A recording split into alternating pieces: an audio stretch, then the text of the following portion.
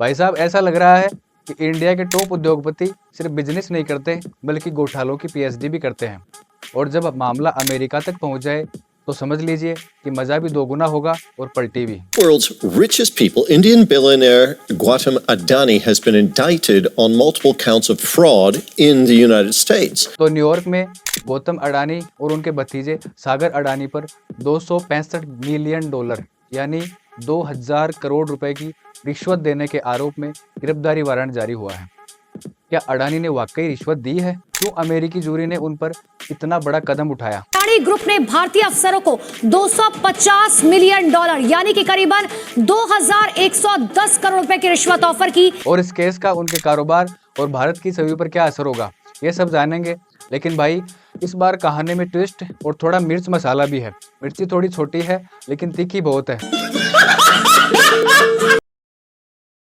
तो बैठ जाइए, पॉपकॉर्न तैयार रखिए और वीडियो को अंत तक देखें। तो कहानी शुरू होती है न्यूयॉर्क की ग्रैंड जूरी से। उसने अडानी और उनके साथियों पर रिश्वतखोरी के आरोप तय किए। कहानी यह है कि अडानी ग्रुप ने भारतीय सरकारी अधिकारियों को रिश्वत दी ताकि उन्हें सोलर एनर्जी के ठेके मिल सके। यानी सोलर पैनल की रोशनी से पहले ही इनकी रिश्वत की चमक से डील फाइनल हो गई। Well done. और ये डील भारत के लिए नहीं, अमेरिका के निवेशकों को चूना लगाने के लिए थी। भाई ऐसा ग्लोबल स्कैम जो बॉलीवुड की फिल्मों में भी नहीं देखा जाता। अब इस कहानी में इंडिक्टमेंट नाम का एक शब्द आया है। सुनने में तो ऐसा लगता है जैसे कोई भारी भरकम तकनीकी चीज है, लेकिन असल में इसका मतलब है औपचारिक आरोप पत्र। अमेरिका में किसी पर गंभीर अपराध का केस दर्ज करने से पहले ग्रैंड जूरी जांच करती है।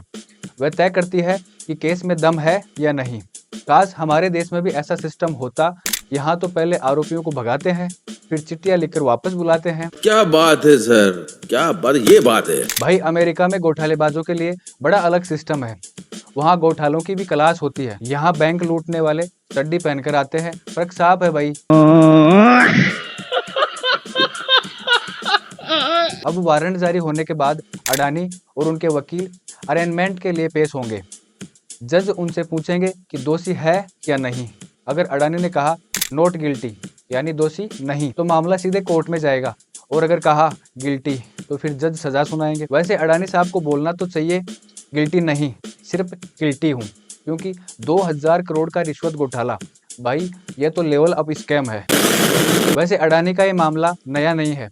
हमारे देश में घोटाले कोई चौहार से कम नहीं है। हर साल एक नया आता है। जैसे नीरव मोदी का 11,000 करोड़ का स्कैम।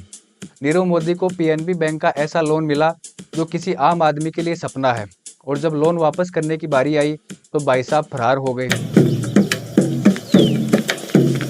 गाड़ी स्टार्ट कर। दूसरा है सत्यम घोटाला।